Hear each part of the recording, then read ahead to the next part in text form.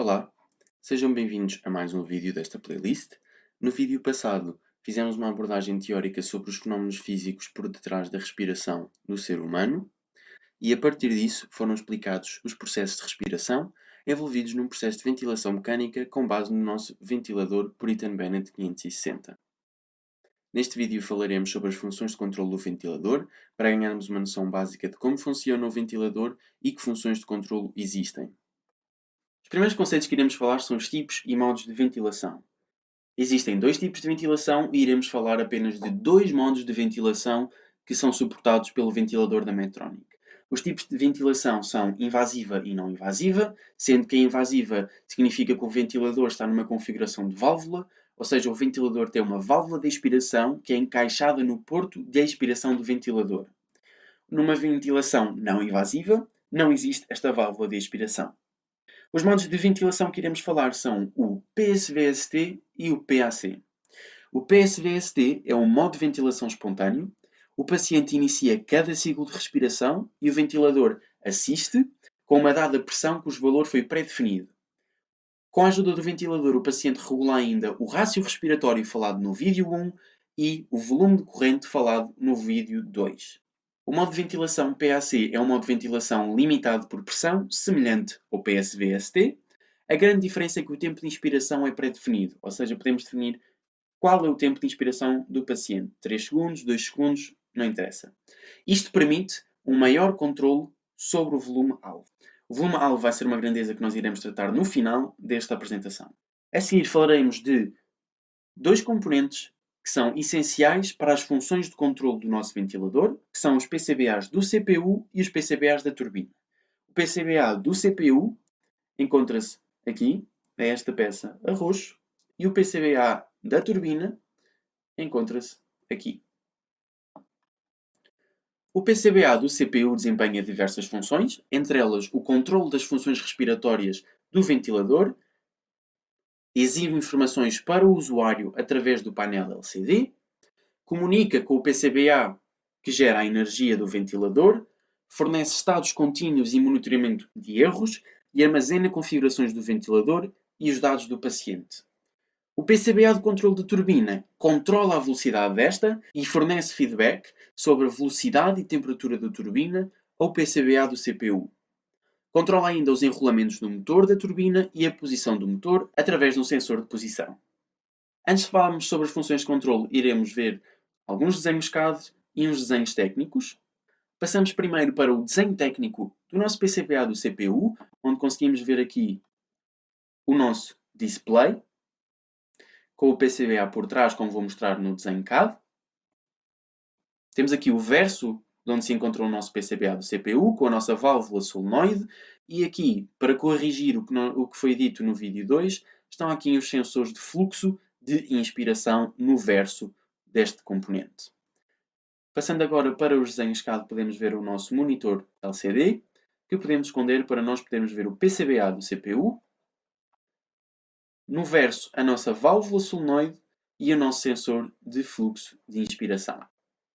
Aqui temos o nosso PCBA do CPU montado no nosso ventilador, já com todas as peças.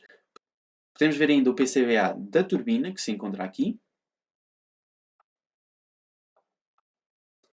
É muito importante reter informações sobre a nossa válvula solenoide, vamos falar de seguida.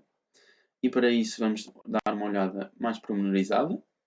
Temos aqui a nossa válvula solenoide, que foi falada no vídeo 2, com os portos. O software do PCBA do CPU processa a ventilação e as definições dos alarmes.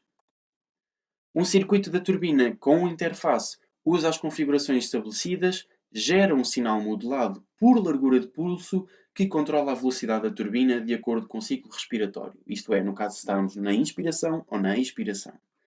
Aqui podemos ver uma esquemática da nossa válvula solenoide com os diversos portos, o 1, o 2 e o 3. O funcionamento da turbina foi falado no vídeo 2, mas vou resumir aqui. Durante a inspiração são fornecidos 24 volts à válvula, permitindo que o fluxo passe pela porta 1 para a porta 2, mantendo a válvula do paciente fechada. Do 1 para o 2. Durante a inspiração, A tensão é modelada para permitir o fluxo através das portas 2 e 3, caso o PIP não esteja configurado. E se estiver configurado o PIP, o fluxo será simultaneamente pelas portas 2 e 3 e pelas portas 1 e 2. Ou seja, pelas portas 2 e 3 e pelas portas 1 e 2. Durante a ventilação, o sinal modelado por largura de banda abre a válvula solenoide de 2 vias para permitir o uso de oxigênio suplementar. Esta válvula permanece aberta enquanto o dispositivo estiver em modo de ventilação. A válvula fecha quando o dispositivo se desligar ou quando estiver em modo de espera, ou no caso de haver um overload da turbina causado por temperaturas altas na turbina, dada uma velocidade baixa da turbina. Neste caso, os alarmes adequados serão ativados.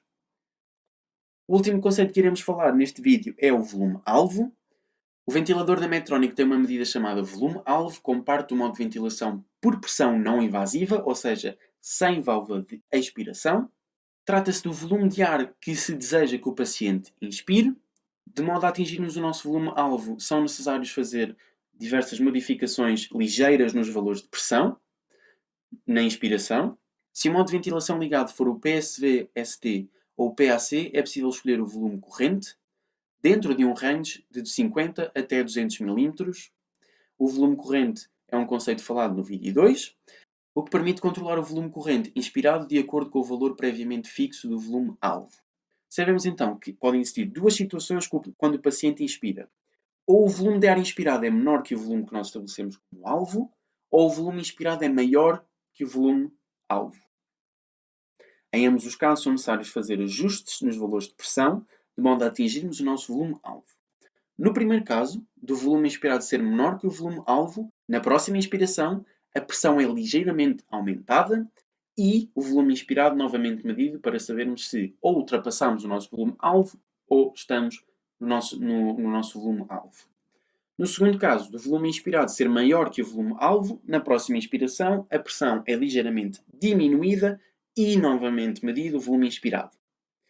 É preciso ter atenção que estes aumentos de pressão estão limitados pelo PIP.